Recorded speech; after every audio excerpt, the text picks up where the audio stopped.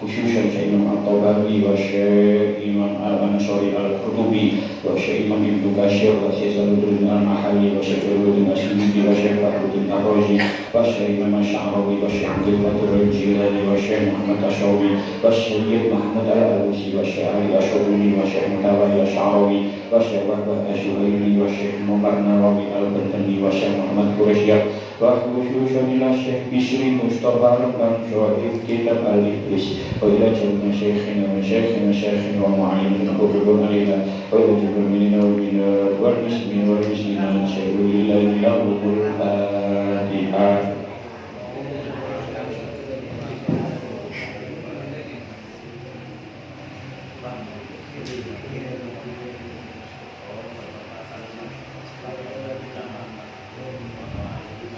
Bismillahirrahmanirrahim.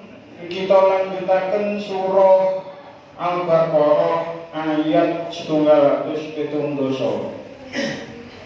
Qala Allah Ta'ala fil Qur'anil Karim. A'udzu billahi minasy syaithanir rajim. Bismillahirrahmanirrahim. Wa idza qila lahum ittabi'u ma anzalallahu qalu bal nattabi'u ma alfayna 'alaihi aba'ana awalau kana aba'uhum la ya'qiluna syai'an wa la yahtadun wa masalul ladzina kafaru kamatsalil ladzi yan'iqu bima la yasma'u illa du'a'an wa nidaa'a summun bukmun 'umyun fahum la ya'qilun. Kita maknani wa idza qila lan nalikane diucapaken lahum marang nas menungso ittabi'u padha anuta sira kabeh ma ing barang anzala kang wis nurunaken sapa Allah ing man qalu padha ngucap sapa nas bal nattabi'u balik anut sapa ingsun ma ing barang alfaina kang padha nemu sapa ingsun alaihi ing atase man abaana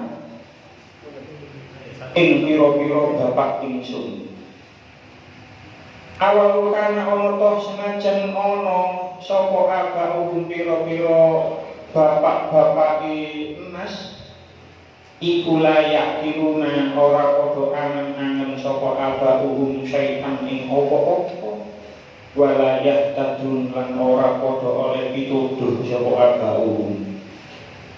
Wa masalul ladina utawi tekoni wong akeh kafaru kang padha kafir sapa alladina iku kamasalil ladzi kaya tekoni wong yang iku kang nggemboraken sapa alladzi bima kelawan barang layas mau kang ora ngrungu sapa ya si alladzi ing ma illa du'aan kejaba pengajak-ngajak wanidaan lan pengundang-undang sumun kaya wong budheg bukmun kaya wong bisu umyun kaya wong wuta pahum mongko utawi alladzina kafaru iku layak tilun ora padha angen-angen sapa alladzina kafaru. Kita wae syaripun kados 70 wong-wong kafir iku yang dikandani supaya miturut dawuh kang diturunaken Allah Ta'ala dheweke padha mangsuli aku kabeh tetep miturut apa kang wis ditindakaken dening nenek moyangku kabeh kaya nyembah berhala lan ngaronaken unta saibah. Wong-wong kang kaya mengkono iku wong kang padha ora duwe pikiran. Apa dheweke padha apa jenengan maca? Apa dheweke padha patuk bangkrung irangan basa napa niki.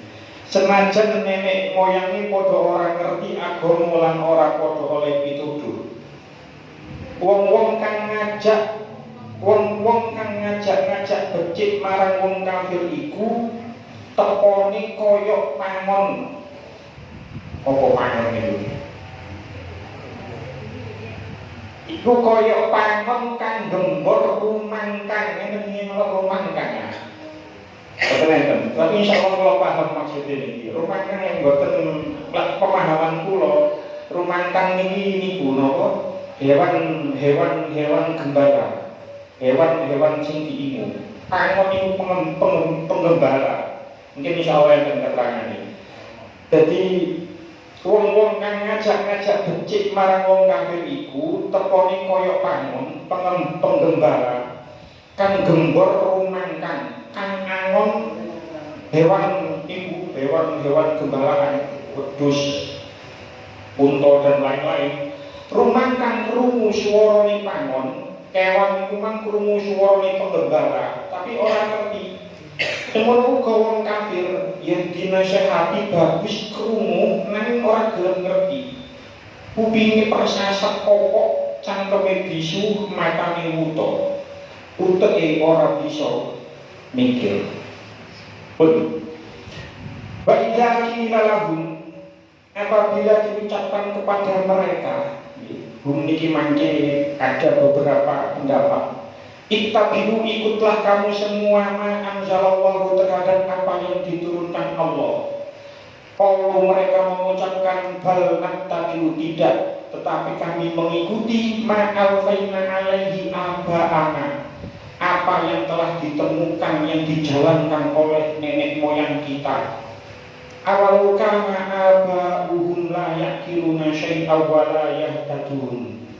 Padahal nenek moyang mereka tidak mengetahui apapun dan tidak mendapat petunjuk.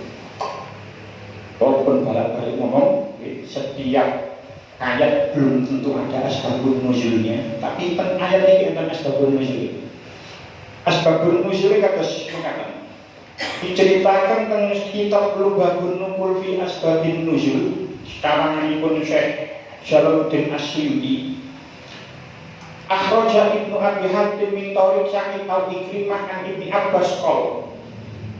Jadi riwayat ini sumbernya dari Ibnu Abi Hatim, dari jalur Sa'id atau dari jalur Ikrimah, dan pendapat ini dari Ibnu Abbas.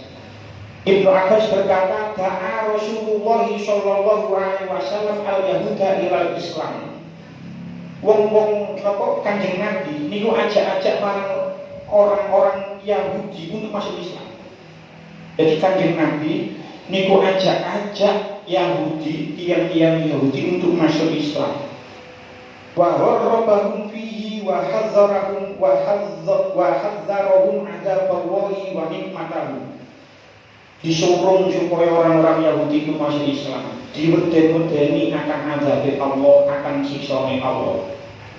Terus di antara orang Yahudi itu enten sing jenenge Rafiq bin Huraimilah dan Malik bin Auf. Niki tiyang Yahudi. Rafiq bin Huraimilah dan Malik bin Auf itu ngomong ngenten Kanjeng Nabi. Bal nattabi'u ya Muhammad ma wajadna alaihi aba'ana. Tidak, kita tidak mengikuti wahai Muhammad apa yang tidak kami temukan terhadap nenek moyang kita. Fahum kanu a'lama wa khairan minna, karena nenek moyang kami itu lebih tahu dan lebih baik daripada kami. Fa'anjallahu fi dzalika hadhihi ayat. Maka Allah menurunkan ayat ini. Jadi Kanjeng Nabi ini mengejak marangkan orang-orang yang mlebu Islam, disuruh untuk mlebu Islam, diweden-wedeni azab kali siksane Allah. Gak gelem. Sebab nenek moyangku gak muru ini. Gak, nenek moyangku tidak pernah seperti ini. Padahal nenek moyangku itu lebih baik dan lebih mengerti daripada aku. Iku terus wong Yahudi. Jadi khitab ayat niki, khitab itu adalah sing diceluk teng ayat niki. Itu menurut asbabun nuzul ini adalah orang Yahudi.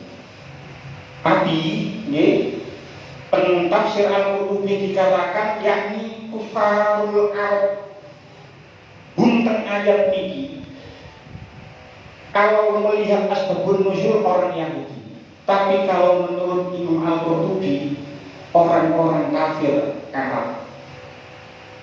Menurut Imam Ibnu Abbas nih menurut asbabun nuzul untuk orang Yahudi. Tapi menurut Imam At-Tabari bunten ayat ini adalah untuk semua manusia. Makanya tentang tafsir Al-Ibris dikatakan lahum marang nas marang menungso. Jadi menurut Imam At-Tabari rujuke ayat hum niki niku maring ayat 128. Ya dengan tinggali ayat 128 ya ayyuhan nasu kulu mimma fil ardi halalan thayyiban. Jadi rujuke hum teng ayat niki niku balik nganggone nas menungso teng ayat 128. Jadi Kanjeng Nabi ketika mengajak niku nopo sing diperintahkan kepada mereka ittabi'u ma anzalallah, ikutilah apa yang telah diturunkan Allah.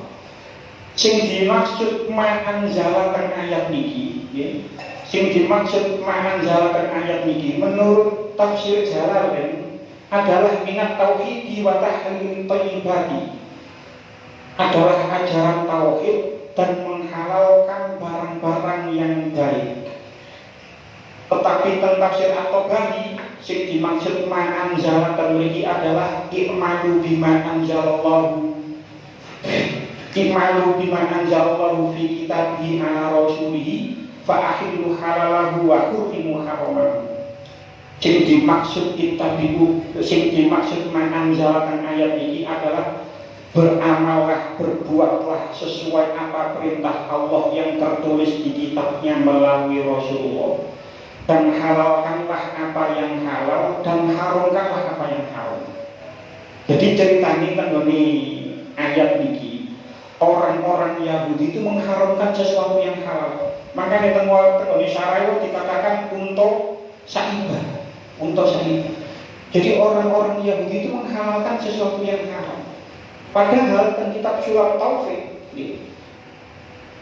ketika ada orang menghalalkan sesuatu yang haram atau mengharamkan sesuatu yang halal, maka orang tersebut jatuh kafir kok. Jadi hati-hati. Jadi kalau memang barang ini halal, ojo diharam. Semua kok sawali, semua seandainya ada barang itu halal, jangan pernah dihalalkan. Itu menurut kitab Sulam Taufik jatuhnya kafir kok. Misalnya orang ngomong di dalam Islam jelas memakan babi itu haram, tapi kok orang mengalal babi, maka mengalal memakan babi, maka orang itu menurut kitab Sulam Taufik sudah jatuh kafir kok. Semono kok misalnya mawon ada orang yang mengharamkan poligami, misalnya mawon. Niku mboten meresap karena poligami jelas haram. Tapi kalau sampai orang yang mengharamkan poligami, maka itu jatuh kafir itikad. Jadi hati-hati.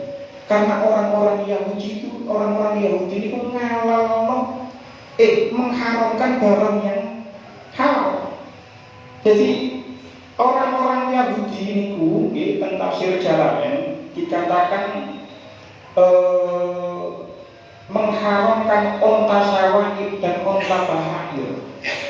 Unta sawahib ini kenapa?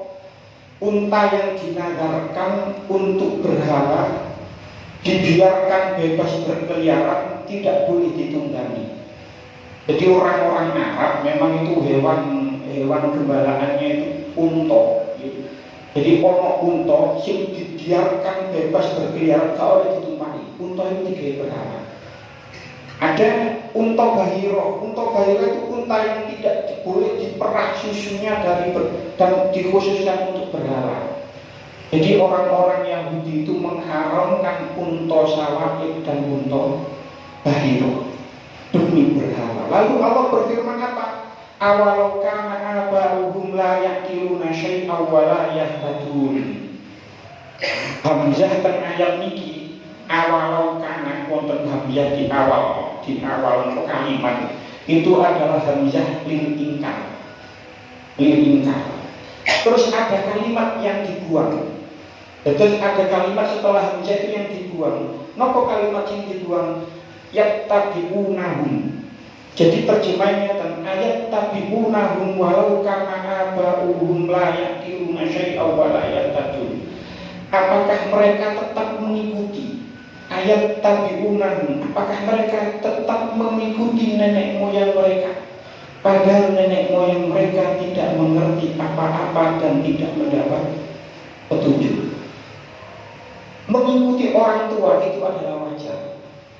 Mengikuti bukan berbakti, beda. Mengikuti orang tua itu adalah yang wajar, bahkan merupakan sesuatu yang tidak dapat dihindari, terutama oleh anak kecil. Anak kecil itu niru marang tingkah laku orang tuanya. Lek wong tua ini seneng bal-balan, anak cilik itu bisa jadi seneng bal-balan. Niku wis wajar seperti itu. Bahkan hampir semuanya seperti itu. Anak itu adalah fotokopi dari ayah ibunya. Lek wong tua ini ahli jamaah, ahli ngaji, maka anaknya bisa jadi ahli jamaah, ahli ngaji. Jadi memang anak, arek cilik, niku memang meniru, mengikuti tingkah laku orang tua. Orang tua itu tadi, ngikuti tingkah laku orang tuanya terus menerus. Dari atas, terus menerus. Jadi kakek, nenek, buyut, canggas, sampai penduduk itu mengikuti semuanya. Itu namanya tradisi. Maka dikatakan tradisi turun temurun. Namanya adat istiadat. Karena itu sudah dilakukan oleh orang tua kita dari zaman dulu sekali. Dan bisa jadi apa yang dilakukan oleh orang tua kita itu salah. Tidak untuk kemungkinan kan salah. Tidak mungkin juga tingkah laku orang tua kita semuanya itu benar atau mungkin. Sejauh pasti ada di salah. Maka di setiap tradisi itu belum tentu benar. Jadi ada adat istiadat atau tradisi yang sudah turun temurun. Itu sing salah niku wonten. Selama tradisi niku mboten menyalahi Al-Qur'an, mboten menyalahi hadis, mboten menyalahi ijma ulama, maka tradisi itu boleh itu diteruskan. Tetapi kalau tradisi itu menyalahi Al-Qur'an, menyalahi hadis, menyalahi ijma ulama, maka tradisi tersebut tidak bisa diteruskan. Sehingga pun nanti kalau contohkan kan begini, ono wong tuh, anak arek, ono wong terus lahir bayi, dikei nopo, ari-ari dipendem, terus nanti pendeman itu ono sing ngekei surat Yasin, Majmu. Tradisi seperti itu nggak bisa diteruskan. Jelas itu salah karena Majmu atau surat Yasin. Surat Yasin itu adalah sesuatu yang mulia.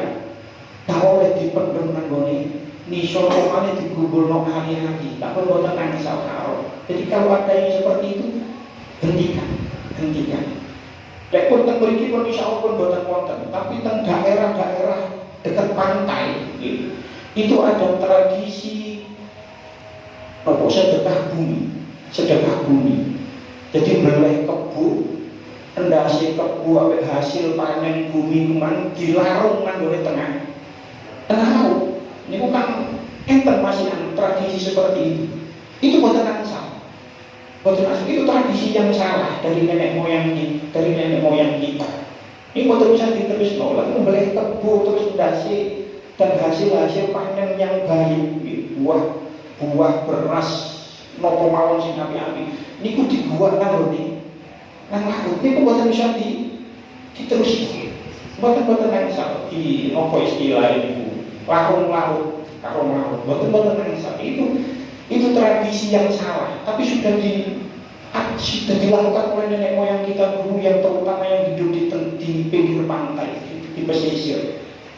Ono maneh orang sebagian dari kelompok Ya kita, ya, mungkin ada teman kita niku sing biasa ini gawe sesajen di daerah gunung, di daerah wit sing dikeramat niku mboten salah, walaupun itu sudah dilakukan oleh nenek moyangnya, tapi tidak semua tradisi itu benar. Tradisi siapa gak usah diterusno, gak usah diterusno, gak usah dilakoni. Cuman kita menyikapi tradisi seperti itu tidak perlu menghina, gak perlu menyek, tidak perlu provokatif. Apalagi ya tengkong gawe sesajen di daerah gunung terus disaduk, akhirnya kan urusan polisi lah. Kok yang boten bisa. Kita wis cukup boten nglampahi. Keluarga kita wis boten bisa nglampahi. Kalau ada orang lain sing nglakoni, ya terserah mereka. Lanang maluna walakum amalukum.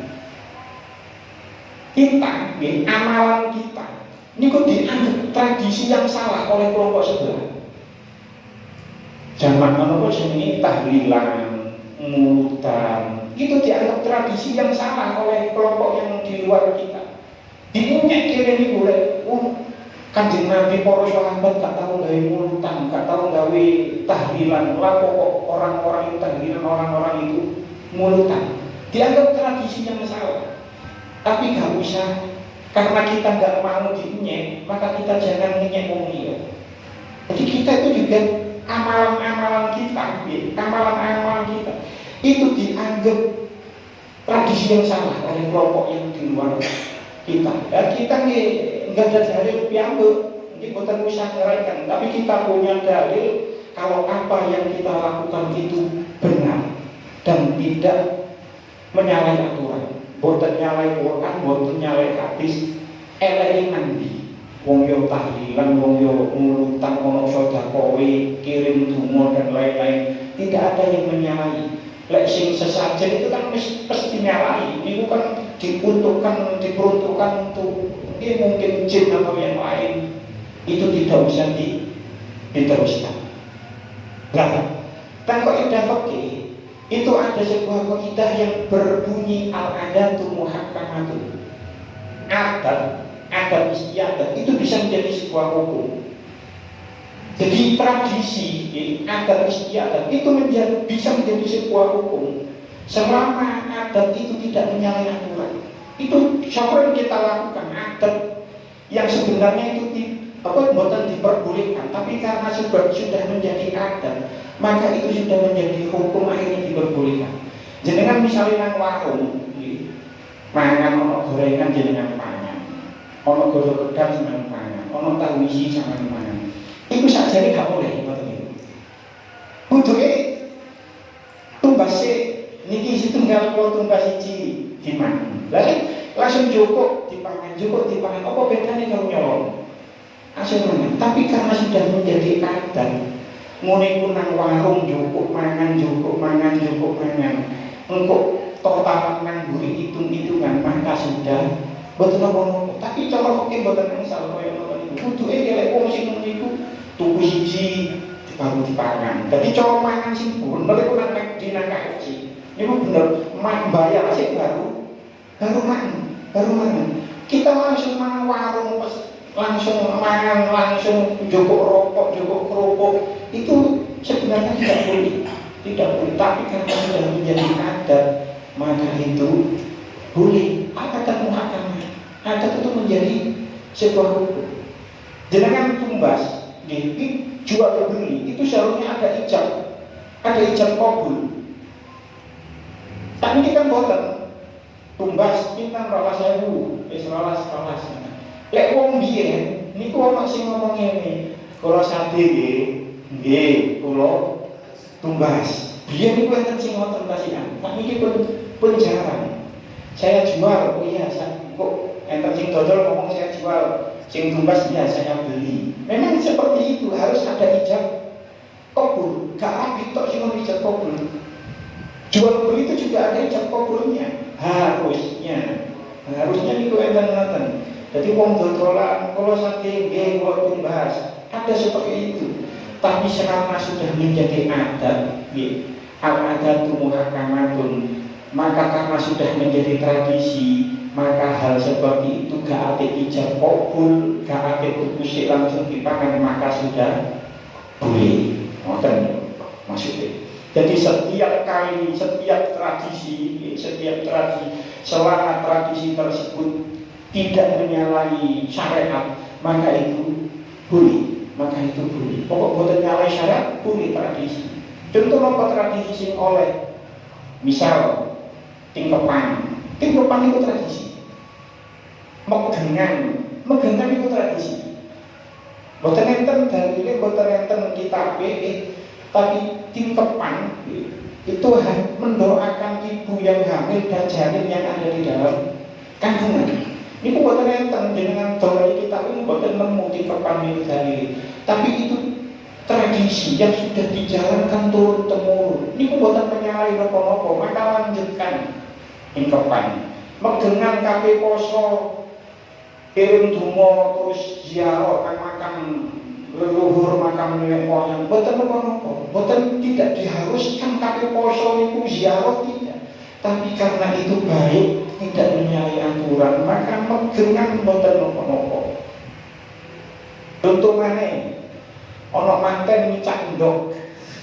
Sakjane itu lagi lahampo jane micak endok iku lahampo sih. Tapi ya gak apa-apa lah, wis pancen nopo wis tradisinya seperti itu gak apa-apa. Tapi kan tidak ada hal-hal yang berselisih dengan Al-Quran dan hadis.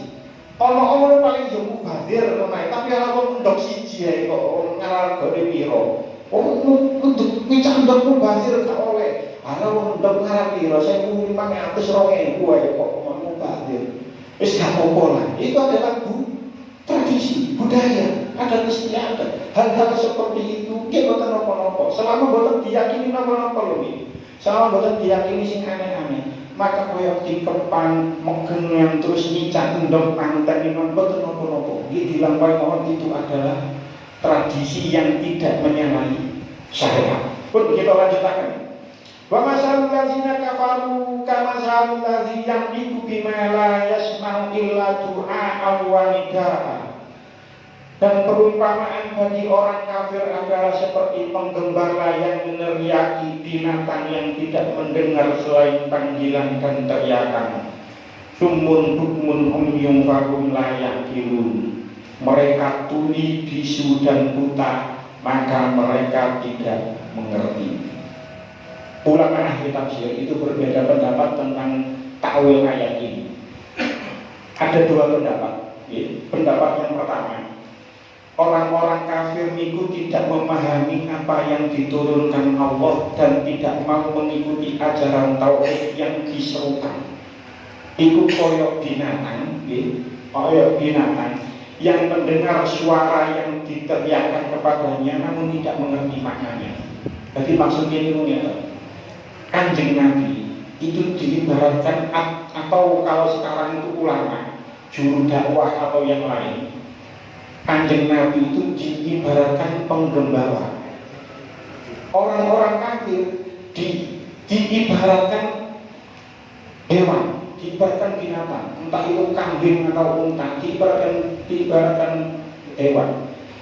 Wong sing angon masih ngomong karo kewan itu tidak mungkin paham mengerti ini hanya sekedar suara dan teriakan saja. Kewan itu boten ngerti, sing angon niku sampean seneni modele opo, nggih kewan itu boten ngerti. Ngerti nek digusak wis ngoten kepikiran krungu kewan, tapi boten paham apa maksudnya. Jadi perumpamaannya itu seperti itu. Kanjeng Nabi itu diibaratkan penggembala. Orang-orang Yahudi, orang-orang yang meneruskan tradisi itu dari nenek moyangnya itu tadi, yang menyembah berhala dan mengharamkan sesuatu yang halal, itu diibaratkan hewan. Jadi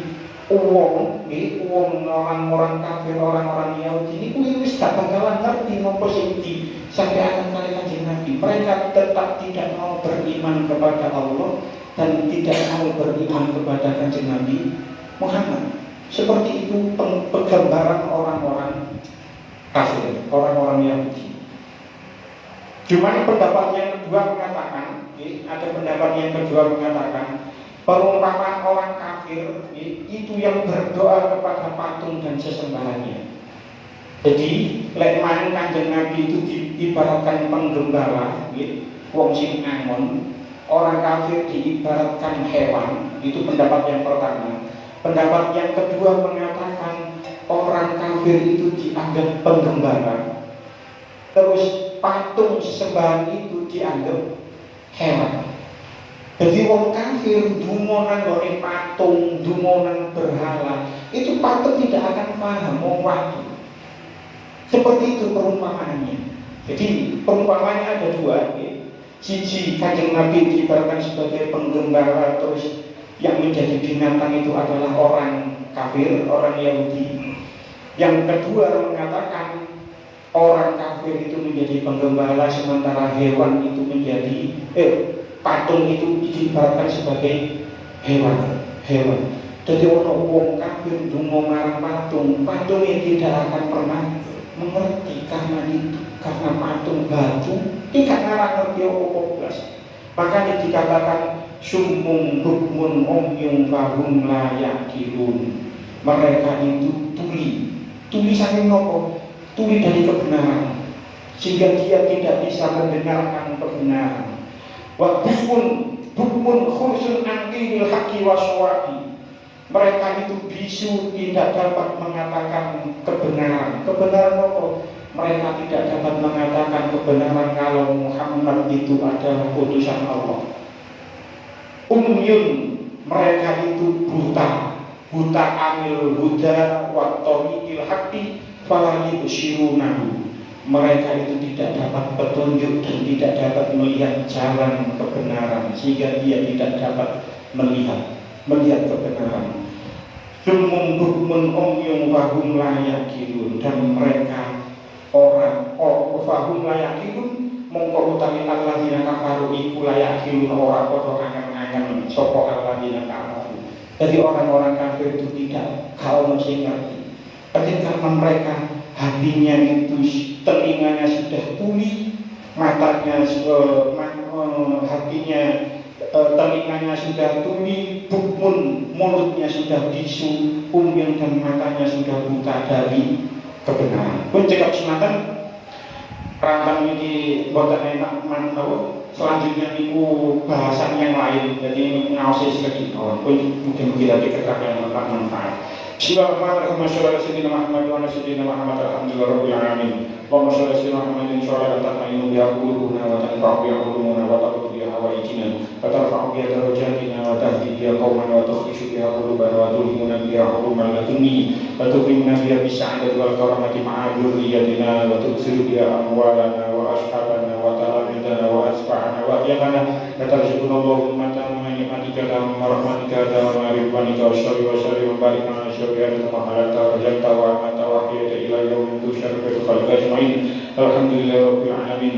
Rabbana atina fid dunya hasanah wa fil akhirati hasanah wa qina adzabannar. Wa sallallahu ala sayyidina Muhammadin nabiyil ummi wa ala alihi wa sahbihi wa sallam. Alhamdulillahirabbil alamin. Wassalamu alaikum warahmatullahi wabarakatuh.